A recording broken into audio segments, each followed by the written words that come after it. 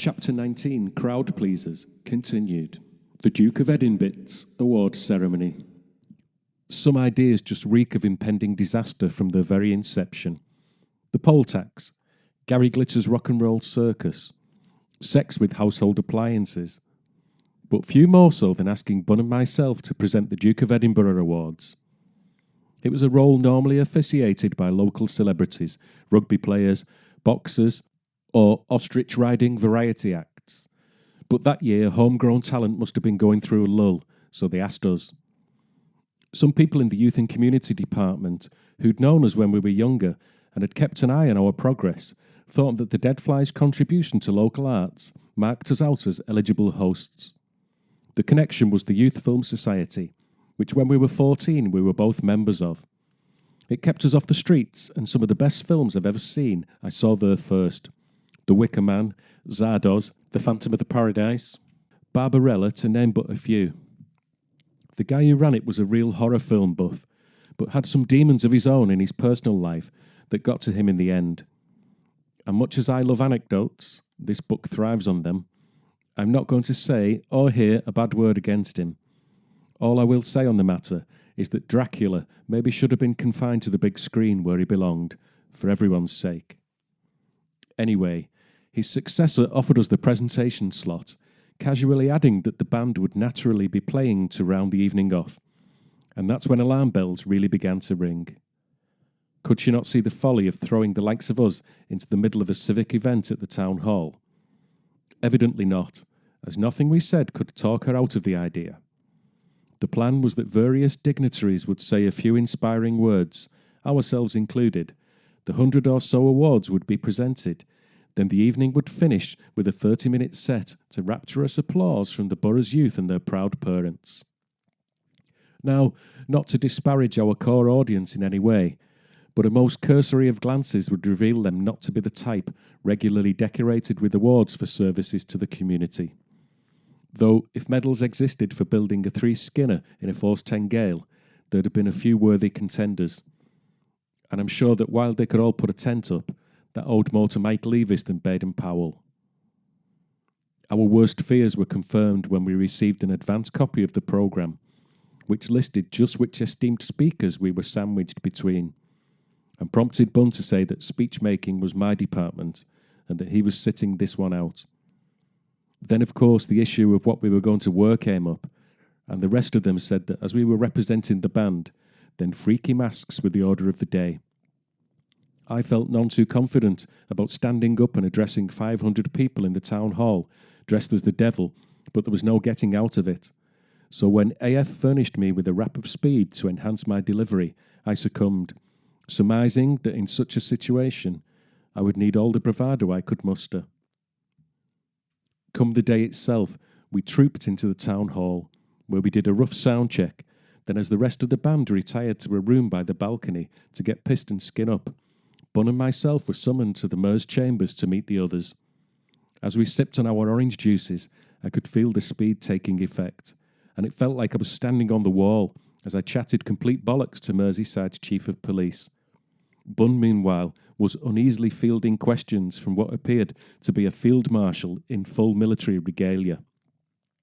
Once the formal pleasantries drew to a close, the Mayor's aide appeared to direct us to the stage, and at this point Bun nudged me, gesturing towards the latex masks we were both holding on to. I took a deep breath, then boldly announced, "Listen, we're going to put these masks on now. Does anybody have a problem with that?" The lack of response to this purely rhetorical question did little to disguise the fact that no one was over the moon about the idea. But it was too late. There was nothing to be done but proceed with events, so we shuffled out and took our seats on the stage. The murmur of outrage and discontent that rippled through the audience was hard to ignore, but the mask served as some psychological armour, even if it was simultaneously disconcerting to view the scene through latex eye-hole slits, as your amplified breath and heartbeat pounded in your temples. At the far back I could see the rogues gallery assembled on the balcony to lap up the grisly scene, swigging away at Kestrel Super, but thankfully no longer toking on a fat one, and I envied them their ringside seats. Perfunctory speeches commenced, washing over me with the inoffensive sentiments about clean living, hard-working examples of today's youth. A breath of fresh air in these declining times. And sitting there, high as a kite on B-class amphetamine and dressed as Satan, I couldn't help but feel that in some small, indefinable way, I was letting the side down. As things progressed, what was really occupying my mind was what I was going to say, and as my mind raced, it fired through an infinite index of possibilities. You may be wondering why I'm wearing this mask. You may be asking yourselves what I'm doing here today. Well, me too. I'm joking, of course. Or am I? Is everybody having a good time? Everything that sprang to mind seemed risible gibberish in this setting. I just have to accept the fact that I was going to crash and burn in grand style. As the Brigadier concluded his gung-ho sermon, no doubt extolling the virtues of cold showers and regular beatings, I steeled myself for the announcement for us to take to the podium. Except it never arrived. The damage limitation option had been covertly initiated, and they passed us by, going directly to the final speaker, leaving me feeling a curious mix of relief and anger. How dare they slight us in this manner, just because we'd turned up for a civic event on drugs and in fancy dress? Evidently, everyone thought our sole intention was to drag the event into disrepute, a task we'd not done a bad job of so far, and it continued as we grimaced our way through the presentations. The absence of camera flashes was painful, nobody wanting a memento of their pride and joy, shaking hands with a couple of freaks. And midway through, I removed my mask, not out of any respect for protocol, but because the 16 to 18 group contained some foxy girls, and I pathetically figured I could cop a snog. When we finally exhausted the list, the final farcical treat ensued as the band took to the stage, clearing the building in a matter of seconds. We soldiered on for 20 minutes or so before pulling the plug and getting the hell out, taking solace in the fact that we'd never be asked to do anything similar again. Well, not while Bernie Clifton's ostrich legs were still alive and kicking. Oh my Godfrey. As mentioned elsewhere, promoters were often unsure where to put us. It makes everyone's life easier if you fit neatly into a category. But in our time, we'd found ourselves as crusty extremists, cyber devo wannabes, the darlings of Kerrang, and the grubbier end of the prog rock revival. It was this latter label that landed us tour support with the Enid, aided by our friends at the organ, and more of them later. It was doomed from the start, for despite both bands supposedly sitting under the same umbrella, we couldn't have been more different. They were a three-piece classically trained pomp rock ensemble from Cambridge, and their songs conjured up a dazzling array of imagery. Union Jacks billowing in the breeze, Douglas Bader and cucumber sandwiches, the crack of leather on willow, Edward Elgar and Henley Regatta, corners of foreign fields that will be forever England, the charge of the Light Brigade. Their leader and frontman Godfrey, every inch the Eton music master, tweaking Flashman's ear for cribbing during Vespers. It was all a long way from cow's throat pie, Thunderbird and boilies, fishing maggots. Inevitably, after a few dates we were thrown off the tour, possibly for selling more t-shirts than them, or because someone wrote homophobic comments on Godfrey's car and we got the blame. But more than likely, because we were oiks. Frightful business all round.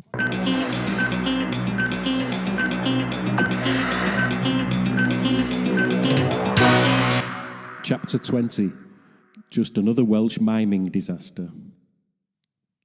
Billy's mate, Jimmy Benson, the man whose sole contribution to the band's image was the suggestion, one half of your body could be mutated by nuclear radiation, and this half could be wondering what's happened to the other half.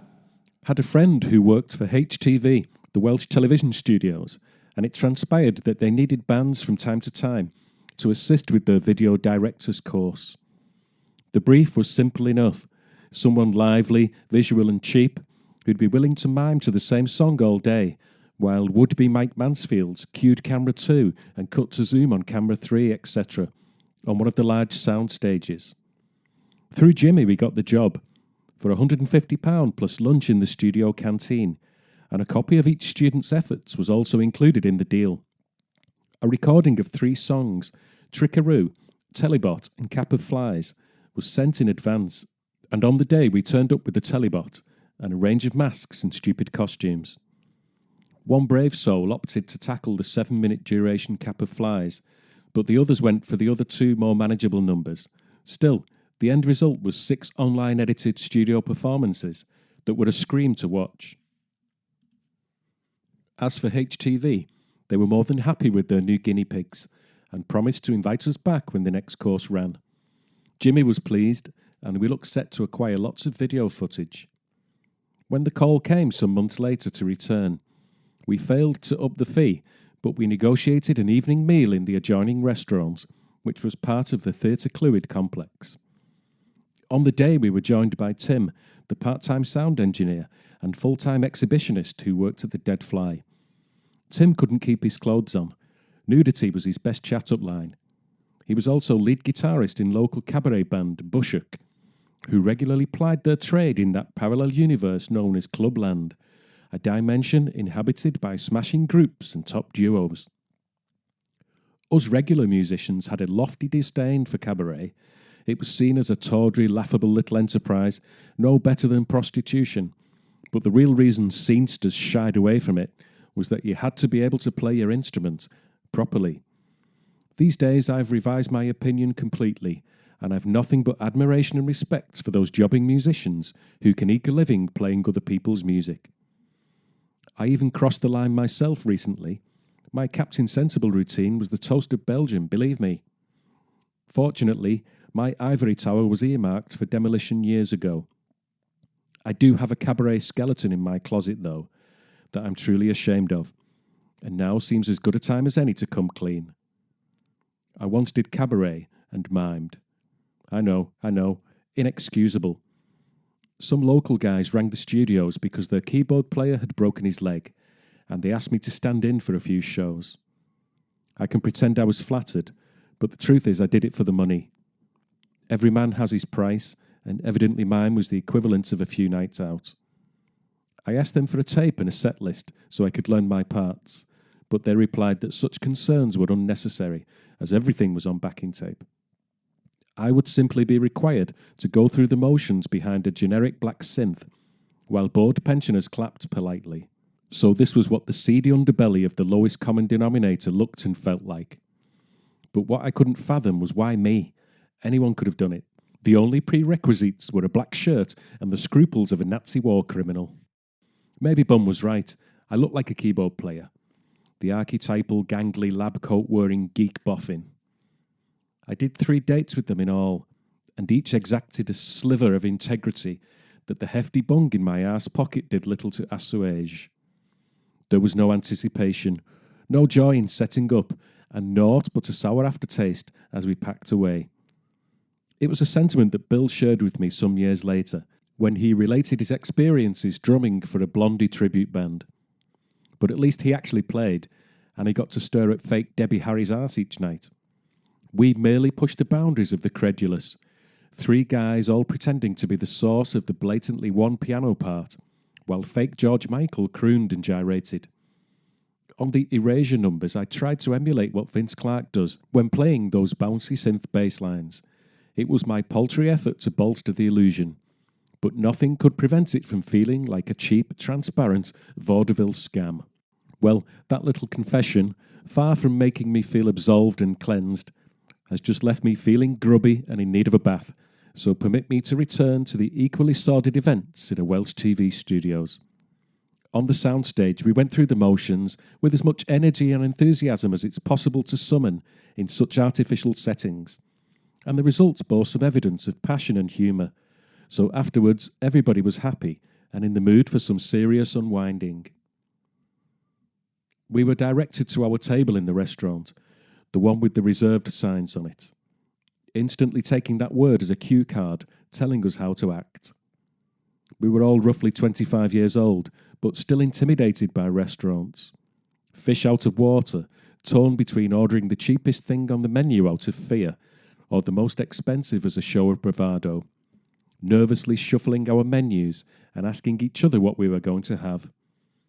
Money no object is a phrase often tossed about by the working classes, but it's a hollow claim that always has one nervous eye on the tab. Joe Public can never really let go. To do that with money, you have to have absolutely no concept of the value of it. And even in this carte blanche situation, we couldn't break the habit until one thing changed all that. The waitress gave us the wine list. There were 9 of us, so we tentatively debated ordering 3 bottles. Surely our hosts wouldn't begrudge us a glass or 2 after all our hard work. The predictable red versus white debate was halted in its tracks by a single voice, slicing through the dithering like a white-hot knife through butter. "Bollocks to that, I'm having one to myself." It was Tim, cabaret nudist and man of the moment, who single-handedly altered the evening's trajectory, sending it spinning into the realm of chaos. His bold statement sparked a chain reaction that spread around the table like wildfire.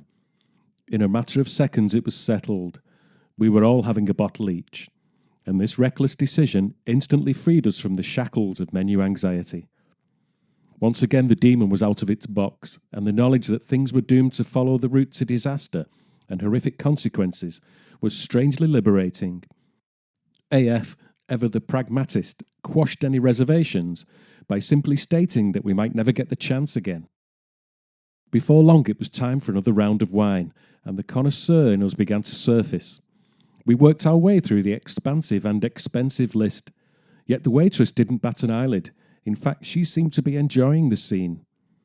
Unbeknownst to us, financial cutbacks had swept through HTV like an avenging angel, which meant that most of the crew we'd worked with that day, and more importantly our waitress, was soon to be getting the chop, so company loyalty wasn't exactly at an all-time high.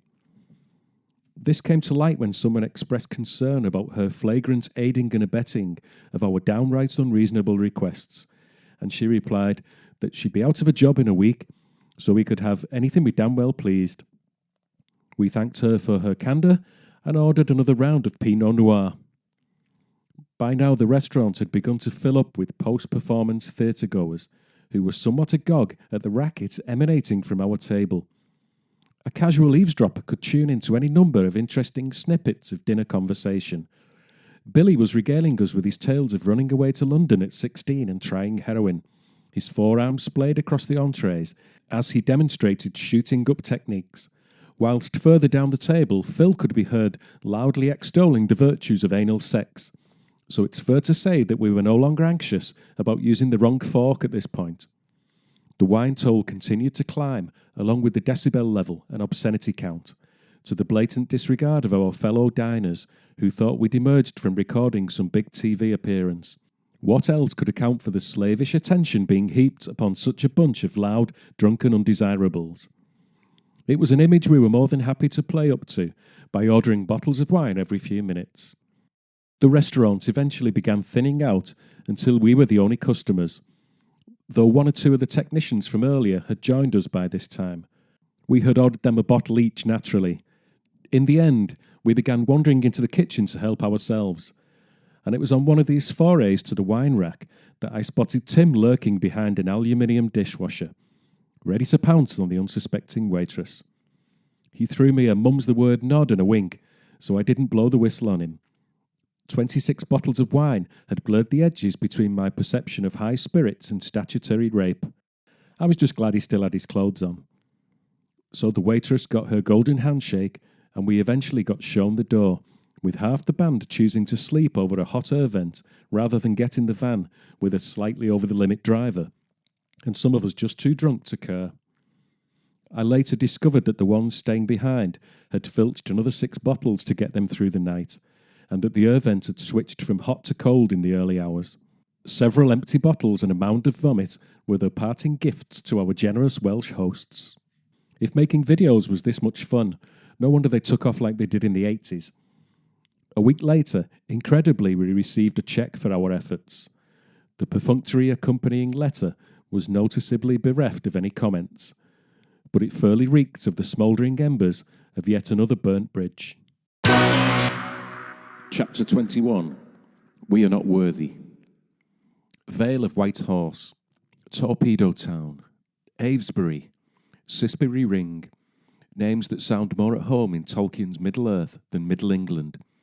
the festival circuit that kept us busy every summer for 5 or 6 years, interspersed with more legitimate events like Cambridge Strawberry Fair and Nottingham Rock and Reggae Festival. These gatherings honed us into a first-rate after-dark outdoor entertainment machine. Yet the daddy continued to elude us, Glastonbury.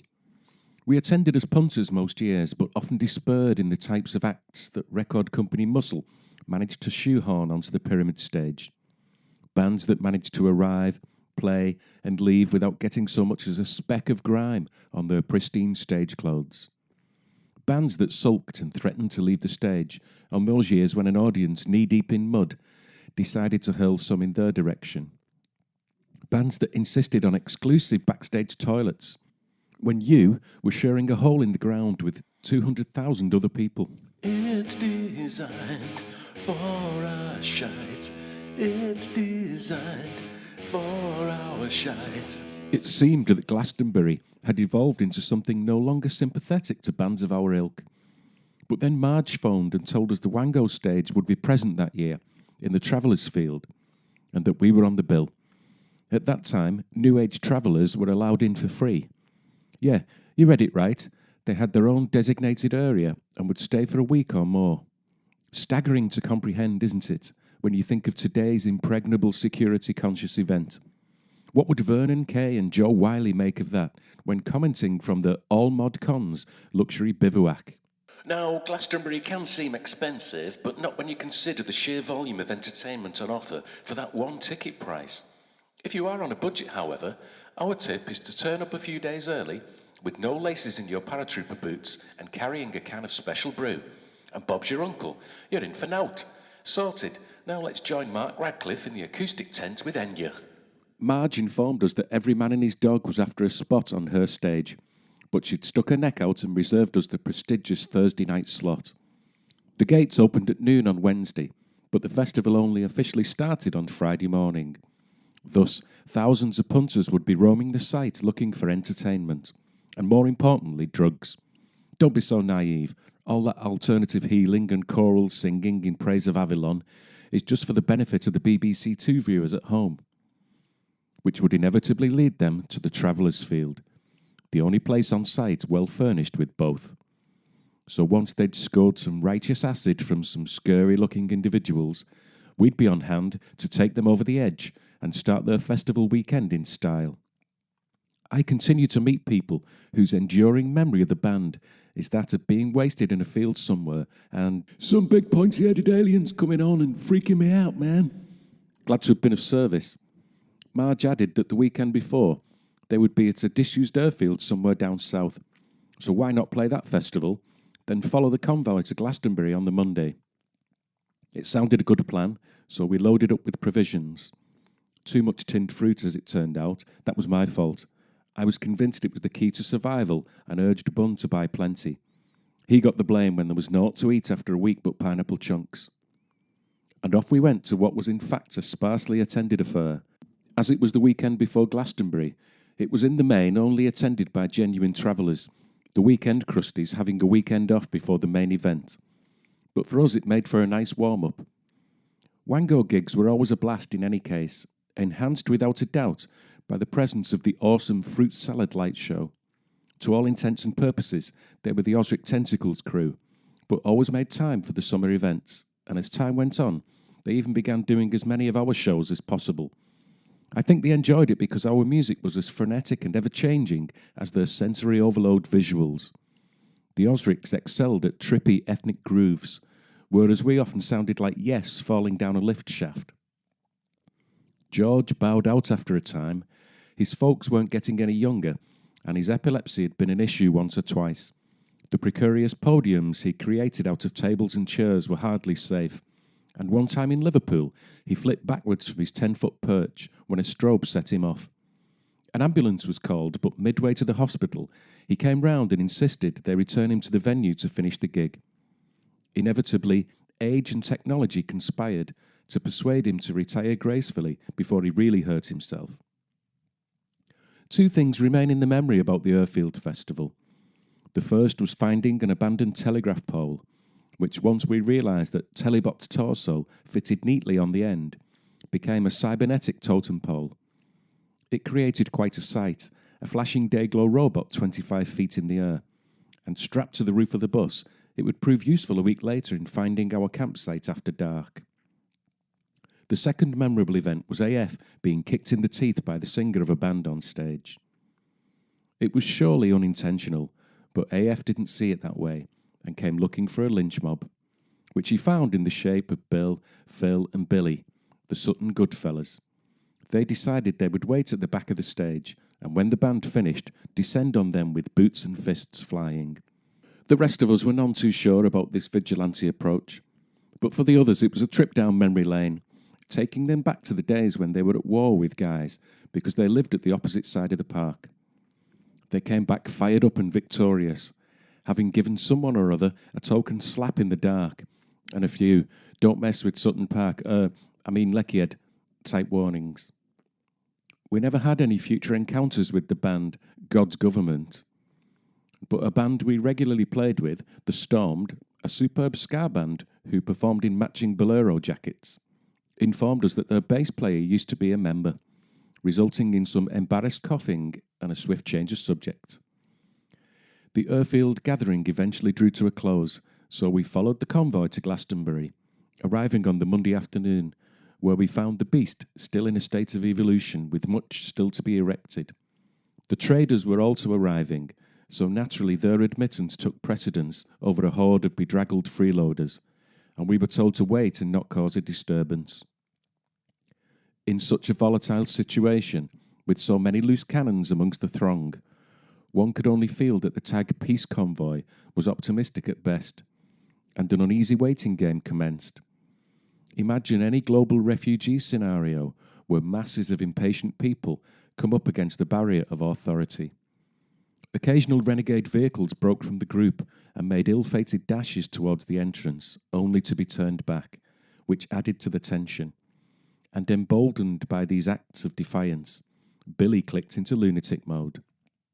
Spying a hamburger truck with a ladder attached to the back, he stealthily scaled it and lay on the roof. Well, if stealthily means in full view of several hundred people, plus the hamburger vendor and the gate security. We all had to indulge in a mass group cringe as they carried out the tiresome task of removing him. In the end, after much hanging around, we were begrudgingly directed onto the site, into one or two mud-drenched fields earmarked for the likes of us, and after parking up, I went for a quick recce of the site. I was relieved to quite swiftly stumble upon the pyramid stage in all its glory, dispelling the fear that we'd been corralled somewhere outside the perimeter fence. We were in. The weather didn't let up much during those few days before Thursday, turning an already waterlogged site into a disaster area. So there was little else to do but get wasted. Those with something to sell, which was most people, had already set up stall, and better still at pre-festival prices, and of a quality reserved for the inner circle. So we wasted no time in acquiring red dragons. Best on the site, mate. The guy informed us that due to them having a potency not seen since the 60s, they would all be gone long before the festival gates opened. So treading cautiously, I only took half.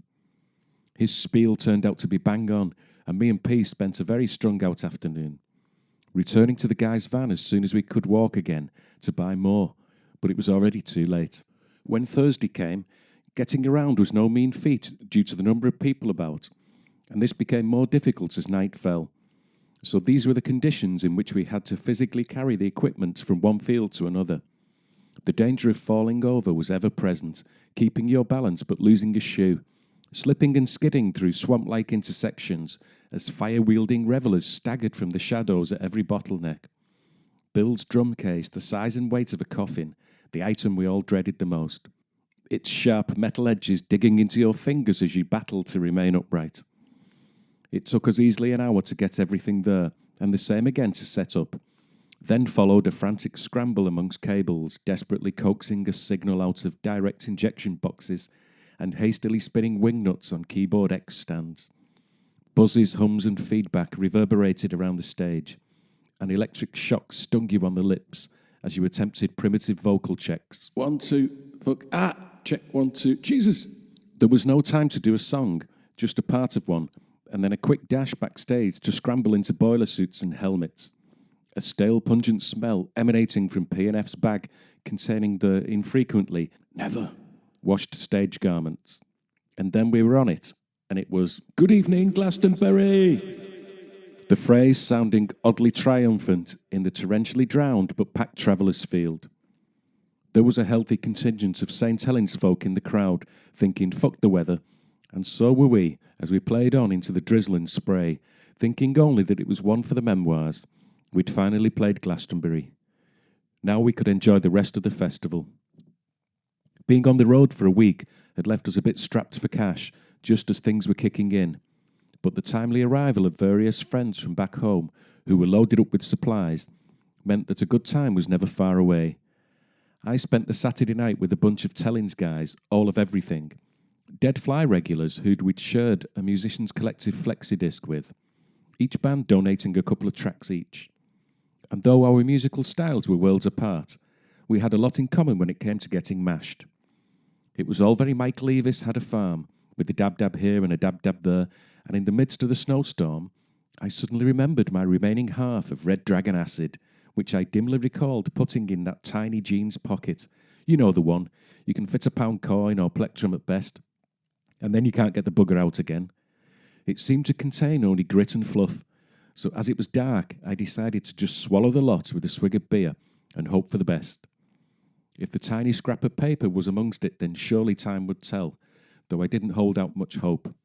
Sometime later we were strolling along when the sky suddenly lit up with the fireworks that traditionally followed the band on the main stage, a huge purple and green starflower cascading downwards after a gentle muted pop. It so caught me off guard that my knees buckled beneath me and I fell to the ground.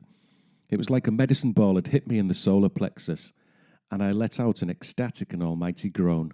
The Red Dragon had evidently made it into my system, and poor old Sean Lowndes was there to pick up the pieces. He always seemed to be around when I was losing it. I remember one time at a shady outdoor nocturnal wig-out, him asking me how I was feeling, and me struggling to verbalise the sensation of being crushed and compressed by the weight of centuries until I was a mere molecule, a carbon atom at the centre of the earth. He looked at me expectantly for an interminable length of time, until I feebly managed to utter, "I feel like a dot." On the Sunday, we got word that we could play once more in a marquee run by the Dolehouse crew, a team of South London activists based in a squatted DHSS office in Camberwell. Thus, we dragged our gear through the mud again, but this time in daylight and infinitely better weather, playing to a bedraggled crowd early evening. It was a second bite of the cherry, and we made the most of it, with AF threatening to bang the wasted types hanging onto his microphone stand, as friends passed us Red Thunderbird between numbers. We never got to grace any of the official stages at future Glastonburys, sadly, and due to a violent fracas between departing travellers and on-site security that year, Mike Leavis called time on the travellers' field, saying they would only be welcome in future if in possession of a valid ticket.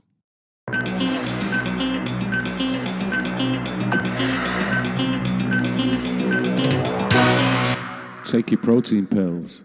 To be continued. Poisoned electric head. Poisoned electric head. Poisoned electric. Poisoned electric head. Poisoned electric head. Poisoned electric. Poisoned electric head. Poisoned electric head. Poisoned electric. Poisoned electric head. Poisoned electric head. Poisoned electric. Poisoned electric head. Poisoned electric head. Poisoned electric. Poisoned electric head. Poisoned electric head. Poisoned electric. Poisoned electric head. Poisoned electric head. Poisoned electric. Poisoned electric head. Poisoned electric head. Poisoned electric. Poisoned electric head. Poisoned electric head. Poisoned electric. Poisoned electric head. Poisoned electric head. Poisoned electric. Poisoned electric head. Poisoned electric head. Poisoned electric. Poisoned electric head. Poisoned electric head. Poisoned electric. Poisoned electric head. Poisoned electric head.